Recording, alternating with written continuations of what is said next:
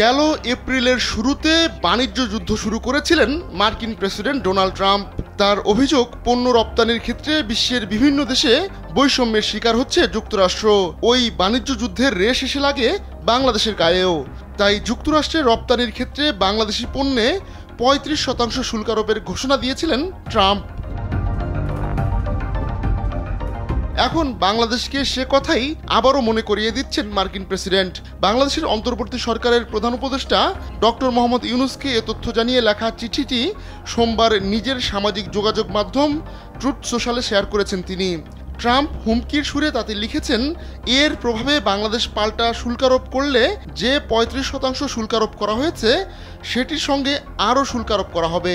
Visa দিচ্ছে যে কোনো এসিতে 15% নিশ্চিত ছাড়। এছাড়াও থাকছে মানি ব্যাক গ্যারান্টির নিশ্চয়তা। চিঠিতে তিনি লিখেন, যদি কোনো কারণে আপনি মার্কিন পণ্যে শুল্ক বাড়ানোর সিদ্ধান্ত নেন, তবে আপনি যে সংখ্যাটি বাড়াতে চান তা আমরা যে ৩৫% শুল্ক নির্ধারণ করেছি সেটির সঙ্গে যুক্ত করা হবে। দয়া করে বুঝুন যে এই শুল্কগুলো বাংলাদেশের বহু বছরের শুল্ক এবং অশুল্ক নীতি এবং বাণিজ্য বাধাগুলো সংশোধন করার জন্য প্রয়োজনীয়, যা যুক্তরাষ্ট্রের বিরুদ্ধে এই অস্থিতিশীল বাণিজ্য ঘাটতির কারণ হয়ে দাঁড়িয়েছে। এই ঘাটতি আমাদের অর্থনীতি এবং প্রকৃতপক্ষে আমাদের জাতীয় নিরাপত্তার জন্য একটি বড় হুমকি। মার্কিন প্রেসিডেন্ট আরও লিখেন, ২০২৫ সালের ১ আগস্ট থেকে আমরা যুক্তরাষ্ট্রে পাঠানো যে কোনো এবং বাংলাদেশ থেকে আগত সব পণ্যে ৩৫% শুল্ক নেব।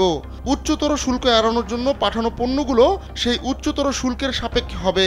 দয়া করে বুঝুন, ৩৫% শুল্কটি আপনার দেশের সঙ্গে আমাদের বাণিজ্য ঘাটতির বৈষম্য দূর করার জন্য যা প্রয়োজন তার চেয়ে অনেক কম। আপনারা জানেন, বাংলাদেশ বা আপনার দেশের কোম্পানিগুলো যদি যুক্তরাষ্ট্রের মধ্যেই পণ্য তৈরি বা উৎপাদন করার সিদ্ধান্ত নেয় তাহলে কোনো শুল্ক থাকবে না।